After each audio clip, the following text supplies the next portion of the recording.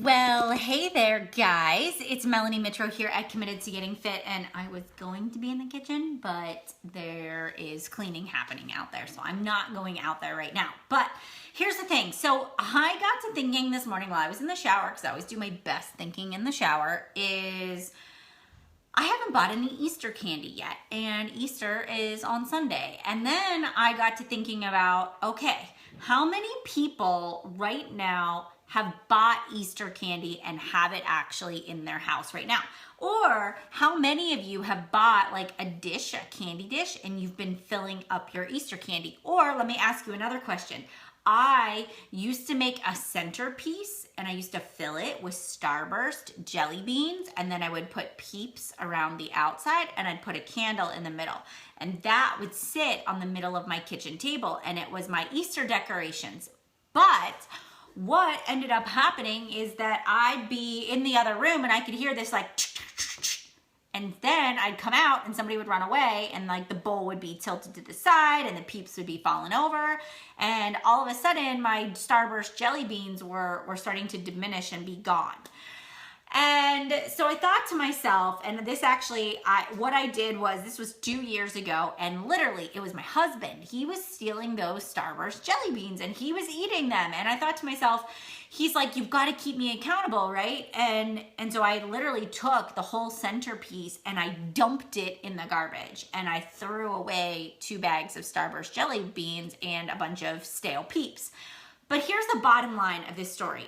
For 2 years now, I have not actually purchased Easter candy until the day before Easter, or until the Easter Bunny actually physically brought it to our house. And even then, I don't really buy candy for my kids. So for all of you that think, oh gosh, I can't do that because it's Easter and I'm depriving everybody or myself, no, you're not depriving yourself. What does candy do to you? Candy creates this feeling of sugar, of this, it's addictive. The more sugar you eat, the more your body craves.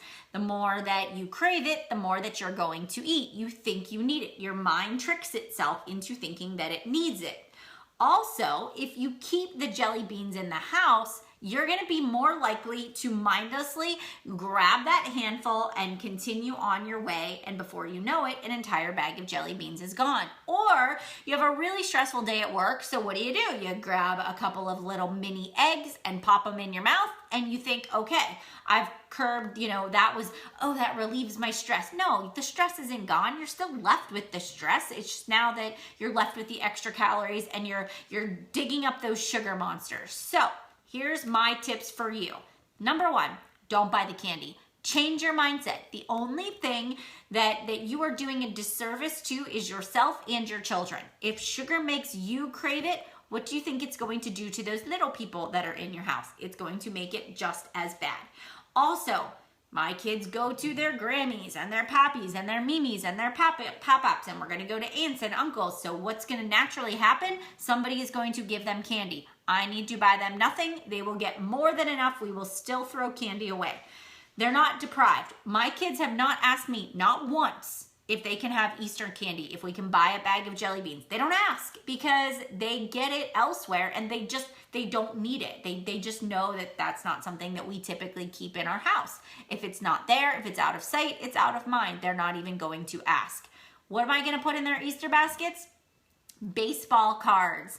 My kids love baseball cards. They love little mini Lego sets.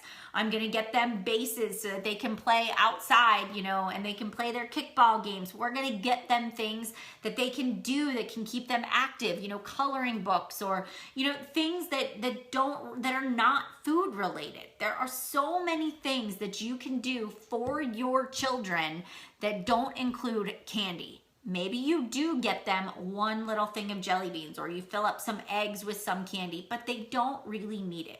It's about saying to yourself, I don't need to follow society. I don't need to do what they're doing. I can create other ways to create traditions for my family. Hard-boiled eggs, dyeing your Easter eggs. Those are things that we do as a tradition that don't involve candy. We fill our Easter eggs with some quarters or little special notes or things for our kids that, again, are not food related. So the bottom line is this: you're creating the environment. You are putting that stuff in front of you. All you need to do is when you walk into the store, you say to yourself, I don't need the Easter candy. Just because it's Easter does not mean that I physically need to eat it, right? You break that tradition, you break that habit. When you start to think to yourself, oh, but my husband will like it, or oh, but my kids will like it, you think to yourself, they don't need it. I'm just digging up those sugar demons. You think to yourself, they're gonna get it elsewhere. I don't need to buy it. And I promise you that before too long, you're gonna be like me saying, I didn't even buy Easter candy this year because I knew that if it was in the house, it would be too hard not to eat it. I don't care that I've been eating clean for 6 years. Legit, it is still hard for me to say no. I don't buy it because I will eat it in a moment of weakness. So I have saved myself the trouble and now I don't have to worry about it. So here's the thing. How many of you are committed to not self-sabotaging yourselves over the Easter holiday? Can you guys give me your tips, your ways that you are surviving that Easter holiday? I would love for you to share those below. Also, when it comes to actual Easter Sunday, we do not do the traditional big breakfasts and all of the candy and all of the desserts. We will have a healthy, well-balanced meal. I will get up and work out. We will go to church. We will have Easter brunch. It will be egg whites and turkey bacon. And yes, we'll have some potatoes and fresh fruit in there. We will make pancakes for the kids, but we don't have to eat that. So it's all a matter of choice and making those decisions along the way. All right, so looking at some of your comments, yep, that's perfect. One piece is fine. And yeah, when you are out at Easter egg hunts, yep, you'll get that stuff at other places. Like on Friday, we'll go to an Easter egg hunt. They're gonna get Tootsie Rolls in there. I didn't have to buy that. They got it from somewhere else. They'll eat the Tootsie Rolls and we'll move on for the day. All right, Starburst, don't even buy the Starburst jelly beans. I just don't, Rachel, I just don't buy it. I don't bring it into the house. And then it's not an issue. Like I said at the beginning, I literally threw away those Starburst jelly beans. We don't buy them because we know that it's something that we would eat. It's okay. Nobody's dying because we don't have them this year. We actually feel better.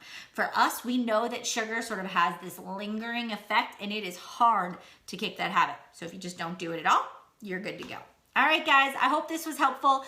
Feel free to share this with somebody else that you feel like could benefit from it, and let's be strong and stick together through this Easter holiday. You don't need that candy. It doesn't define you. Being healthy is what builds your confidence. It's what gives you energy, and it's what boosts your mood and makes you healthier from the inside out. So have a great day, and I'll see you guys later. Bye, everybody.